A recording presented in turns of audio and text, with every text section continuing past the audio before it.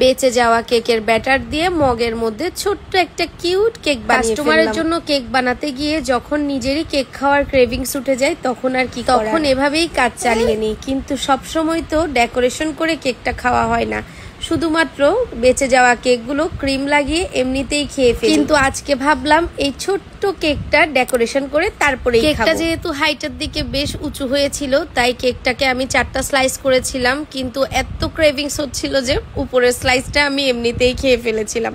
যাই হোক, কেকটাকে আমি 3টা স্লাইস দিয়ে ডেকোরেশন করব যেভাবে আমি কাস্টমারের জন্য করে থাকি। কেকটা এত ছোট্ট যে কোনো বোর্ডের মধ্যে আমি এটা সেট করার জন্য নিই নাই, ছোট একটা প্লেটের মধ্যে নিয়েছি। দেখেন তারপরও প্লেটটা অনেক বড়। ক্লায়েন্টের কেক যেভাবে তৈরি করা হয় প্রত্যেকটা লেয়ারে চকলেট ক্রিম আর চকলেট চিপস দিয়ে, ঠিক সেভাবেই আমি এই কেকটাকেও তৈরি করে নিচ্ছি। প্রত্যেকটা লেয়ারে আমি মিল্ক সিরাপ দিয়ে দিচ্ছি, এরপর প্রত্যেকটা লেয়ারে চকলেট ক্রিম দিয়ে চকলেট চিপস দিয়ে কেকটাকে প্রথমে ক্রাম কোটিং করে কিছুক্ষণ ফ্রিজে সেট করতে দিয়েছিলাম।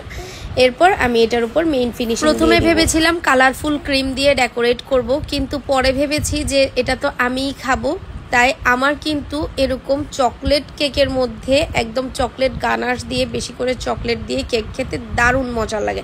মানে চকলেট কেকটা যদি হয় একদম ফুল চকলেটই তখনই হয় চকলেট কেকের মনে হয় আসলে। আমি কেকটাকে পুরো চকলেট ক্রিম দিয়ে কভার করে নিয়েছি আর ঠিক একটা চকলেট গানাশ দিয়েছি কেকের উপরে। এত ছোট ছিল যে প্যালেট টাইপ দিয়ে কেকটা আমার ফিনিশিং করতে অনেক বেশি কষ্ট হচ্ছিল। আপনারা যারা আমার কাছে কেক অর্ডার করতে চান তারা কিন্তু শুধুমাত্র চট্টগ্রাম সিটির মধ্যে থাকলেই কেক ডেলিভারি নিতে পারবেন। আমি কিন্তু শুধুমাত্র চট্টগ্রামে সিটির ভেতরেই কেক ডেলিভারি করি। অনেকেই বিভিন্ন জেলা থেকে প্রতিনিয়ত ফোন করেন, মেসেজ করেন, কিন্তু আমি আপনাদেরকে কেক দিতে পারি না, তাই আন্তরিকভাবে দুঃখিত। এই তো কেকটার মধ্যে আমি খুব ভালো করে চকলেট গানাশ দিয়ে এখন বেশি করে চকলেট চিপস দিয়ে দিয়েছি। আর দেখেন এরই মধ্যে তৈরি হয়ে গেল আমার এই কুটু চকলেট কেক। এটা বানানোর পর দেখতে এত সুন্দর লাগতেছিল, মাশাআল্লাহ মাশাআল্লাহ। আমি তো এটা মানে ফ্রিজে রাখার সময়ই দিতে পারি নাই, এটা আমি সাথে সাথেই খেয়ে ফেলেছি। প্রথমত এটা লোভ আমি সামলাতে পারছিলাম না, দ্বিতীয়ত এই কেকটা আমি ভিডিও করতেছিলাম আপনাদের জন্য সেই জন্য, তৃতীয়ত আমি এই কেকটা ডেকোরেট করার পর বাসা থেকে একটু বাইরে গিয়েছি কাজে, তাই ভাবলাম যে এখনই খেয়ে ফেলি।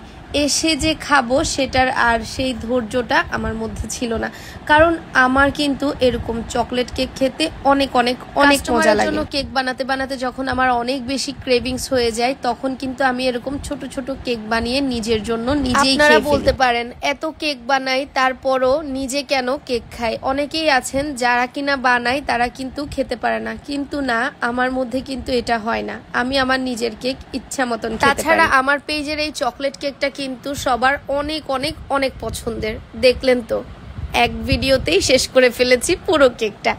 যাই হোক, ভিডিওটা কেমন লেগেছে কমেন্টে জানাবেন। আজকে এখানেই বিদায় নিলাম, সবাই ভালো থাকুন, আল্লাহ হাফেজ।